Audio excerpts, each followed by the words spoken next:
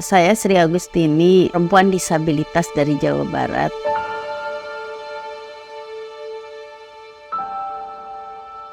Awalnya saya aktif di YPAC zaman dulu sebelum ada organisasi yang lain-lain, namanya Yayasan Pendidikan Anak Cacat ya, karena waktu dulu belum ada undang-undang ratifikasi untuk merubah nama penyandang cacat menjadi disabilitas.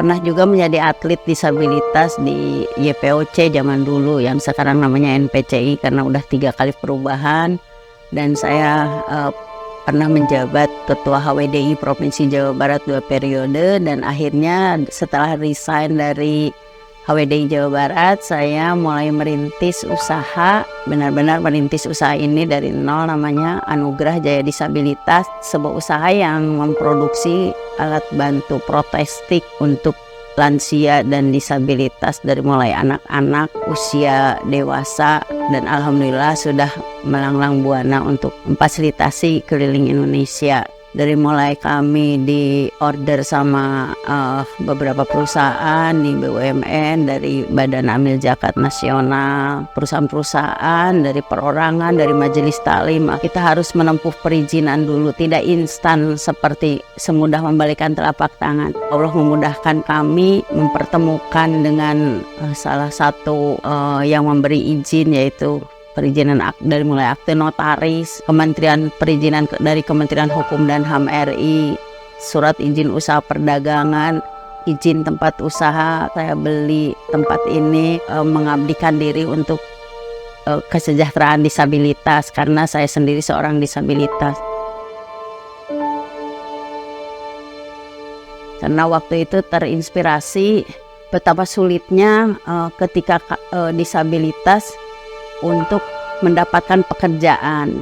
Akhirnya saya punya ide untuk mendirikan usaha ini, dan alhamdulillah sudah memperkerjakan tenaga kerja disabilitas. Ada yang amputasi tangan, kaki, yang non disabilitasnya adalah 5 orang untuk menunjang program kerja disabilitas, dan semuanya tenaga kerja baik disabilitas dan non disabilitas terlindungi oleh jaminan sosial tenaga kerja BPJS Ketenagakerjaan.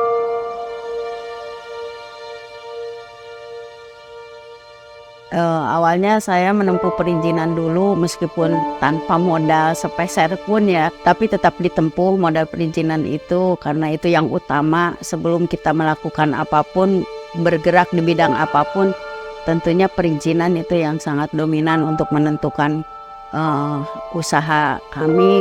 Akhirnya kami tempuh apa yang ada pada diri saya, termasuk perhiasan kami jual dulu untuk membayar itu. Akhirnya kami di tahun 2016 launching, 2017, 2018 berjalan, kita masih maklun dulu. Modal usaha itu kami belikan benar-benar untuk kebutuhan yang menunjang produksi kaki palsu. Salah satunya dibelikan open, karena open untuk mencetak kaki palsu itu sangat mahal harganya meskipun masih produk lokal, tapi alhamdulillah kita bisa beli, dan di situ mulailah produksi kami sehari mulai 1 unit. Sekarang sudah alhamdulillah sudah 4 unit. Nah, diteruskan lagi bantuan modal usahanya dari Badan Amil Zakat Nasional Provinsi Jawa Barat berupa modal usaha uang, dan itu kami laporan pertanggungjawaban kontinu setiap bulan kepada Basnas Provinsi Jawa Barat dan Basnas Kabupaten Sumedang.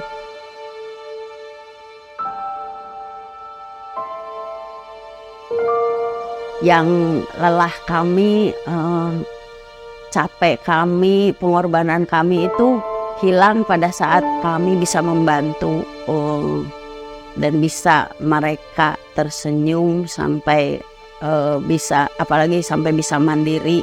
Banyak teman-teman disabilitas yang sudah diberdayakan, alhamdulillah, bukan di Jawa Barat saja tetapi di luar Provinsi Jawa Barat. Ada yang sudah sukses, ada yang sudah berhasil, ada yang sudah berkeluarga bahkan sampai punya anak, dan mereka bisa menghidupi keluarganya sendiri dengan hasil pekerjaan yang kami advokasi. Inspiring Woman Champion Award 2022 2022 adalah penghargaan yang diberikan oleh majalah Profil Indonesia. Itu kompetisinya dengan beberapa perusahaan, dengan rumah sakit. Suatu kesempatan yang baik ketika saya sebagai perempuan disabilitas berkompetisi dengan non-disabilitas, dengan ribuan tentunya, tapi yang terpilih 100 akhirnya digodok lagi, dan saya mendapat bagian daripada itu. Itu pun tak luput dari kerja keras, perjuangan tim, dukungan keluarga, dan yang utama adalah atas izin Allah tentunya.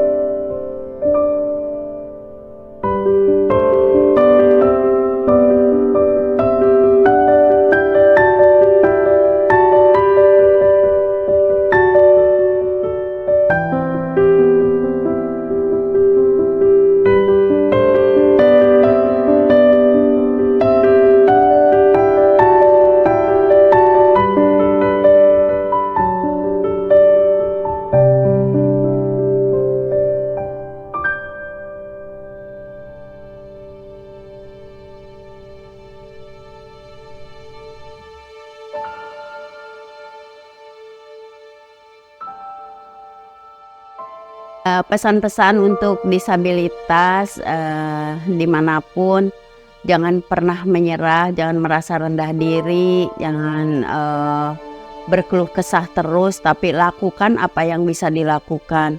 Kita kehilangan anggota tubuh tidak sempurna dengan yang lainnya bukan berarti harus kehilangan segalanya, karena kita masih punya Allah. Karena di mata Allah yang membedakan adalah bukan fisiknya atau bukan kelainan tangan, kaki atau apanya, tapi yang membedakan adalah dari keimanan ketakwaannya.